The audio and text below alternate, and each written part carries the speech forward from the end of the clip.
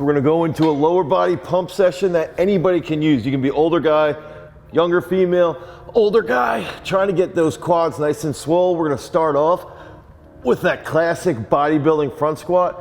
I like to go a little more narrow stance, full range of motion, and focus on shorter rest periods. I like to do about a minute, minute and a half as I'm warming up. Focus on lengthening those quads, keeping your rest about a minute and making sure that you have a good focus as you go from set to set. So as I'm building heavier, I really like to focus on my posture here, making sure my elbows stay up, my back's nice and tight. So as I get heavier, I'm gonna hit 1 or 2 big reps. Stay nice and tight. Drive out nice and tight out of the hole. And then I'm gonna finish, and what I'm gonna do is I'm going right from my bodybuilding front squat. My quads are lit up, okay? My quads are lit up, my back's lit up. I like to drop off about 40 to 50 pounds and rest about 20 to 30 seconds. And I'm gonna get under the bar here. And now, with a slightly more narrow stance than a normal back squat. So even if you have the mobility, you can go here, okay?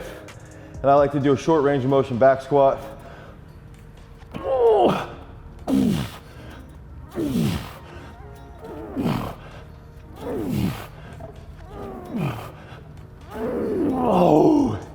that's gonna get your VMO lit up, your quads a big pump. And so the big key factor is that first set, you're gonna ramp up pretty heavy. That first exercise, ramp up pretty heavy over multiple different sets with the front squat, and then you're gonna drop off.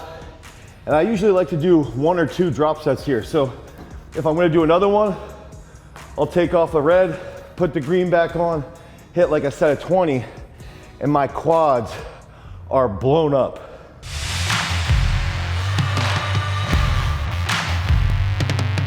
What's up everybody, it's Dane Miller from GarageStrength.com. And if this is your first time to the channel and you're interested in getting stronger, you wanna get more swole, you wanna gain some old man strength, make sure that you like, you subscribe, and you ring that notification bell so we can help you get a pump.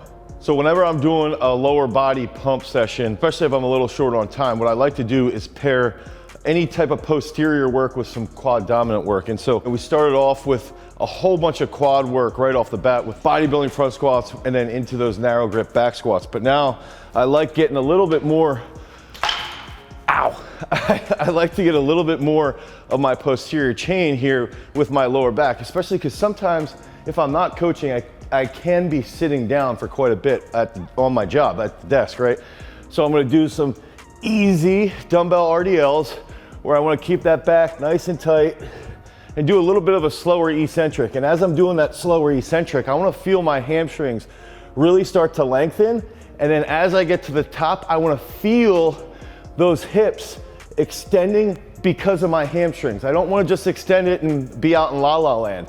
I want to actually focus on contracting at the top and squeezing right in where that groin connects here, okay, right at the top to feel that extension. And so I might do 2 sets there just to feel right up here, like right at the bottom of your butt, start to fire, bring the hips through.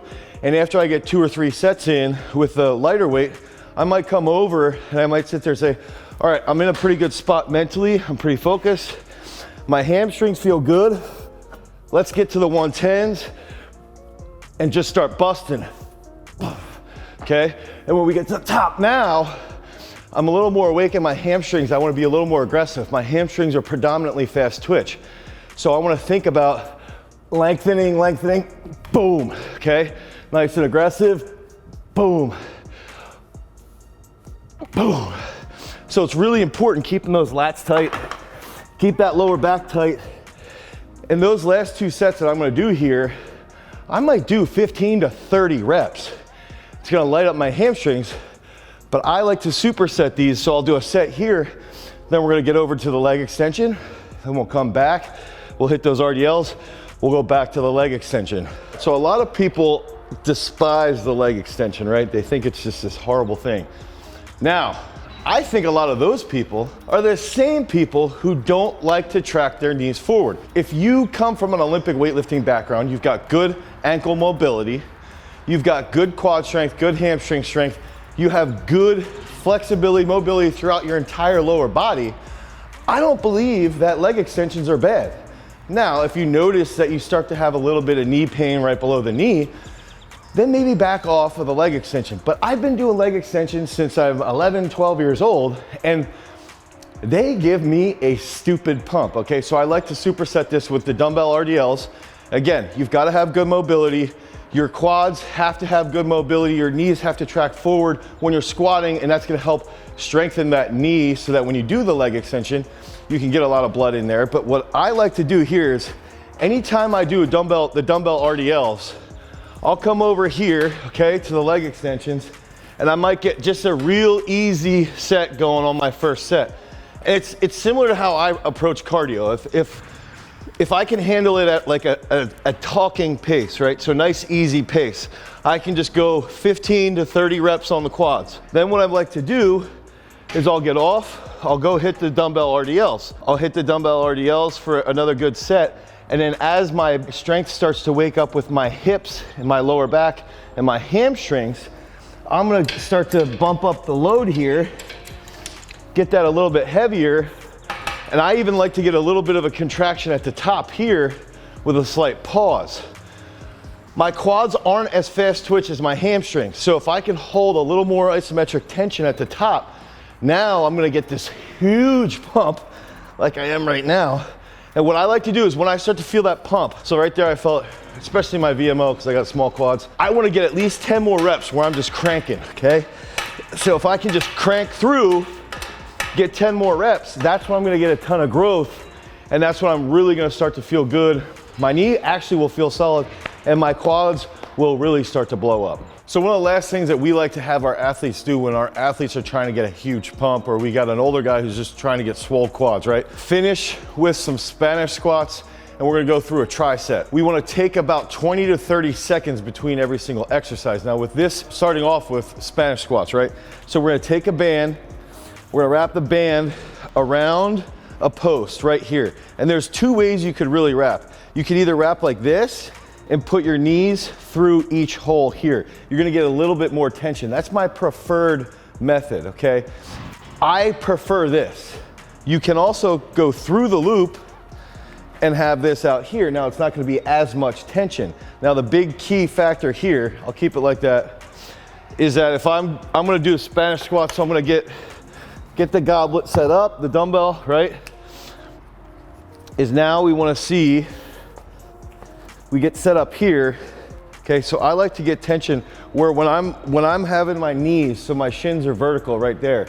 When my shins are vertical, I need to have tension in my knees. And what that's gonna do, it's gonna be my quads that are driving my knees to extend, okay? So that's a big key factor. To extend my knees vertically here, I have to utilize my quads. That's paramount to getting this quad pump, right? So what we're gonna do, we're gonna set this up.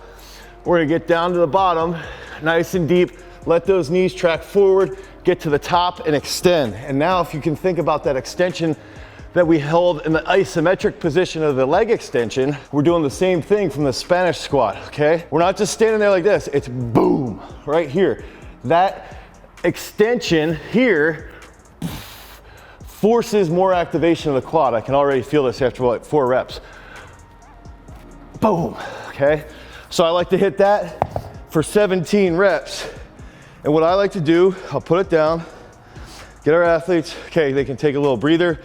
They're gonna walk over and we'll use a sled. Depending on the time of year, we'll do 4 lengths at about 20 meters, or we'll go outside and we'll do 80 meters all at once, okay? So one thing here, we're gonna pull backwards, nose to the sky.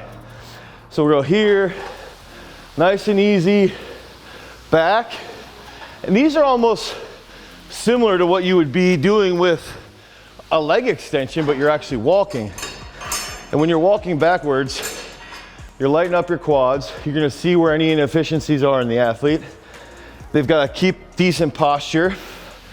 Then you can head back, okay? So you get that nice quad lengthening here, and then contraction at the top when you're extending. We'll go back one more time because my quads are swole already. A little bit of hip flexion. You can really start to dig in and walk nice and long. Oh, my quads. And this is easy to load up. Okay, so now we're gonna rest 15 to 20 seconds. And the next exercise I call the praying mantis lunge is a movement that a lot of hockey players can benefit from, sprinters, wrestlers, anyone who's gonna be in a lower position, okay?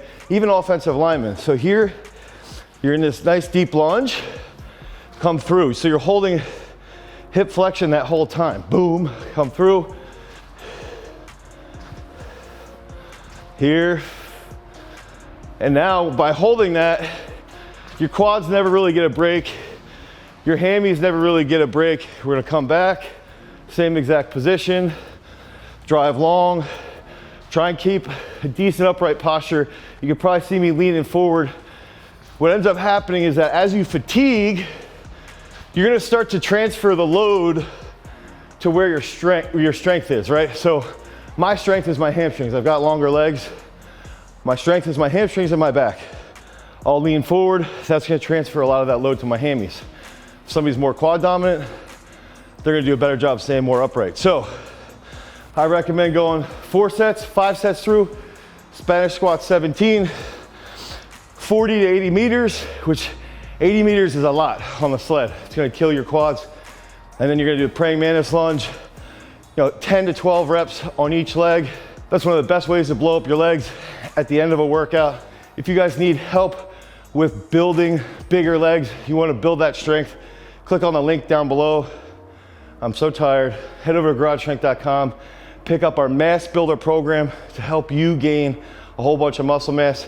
If you want more content around mass and strength and not being as out of breath as I am, click on this card right here.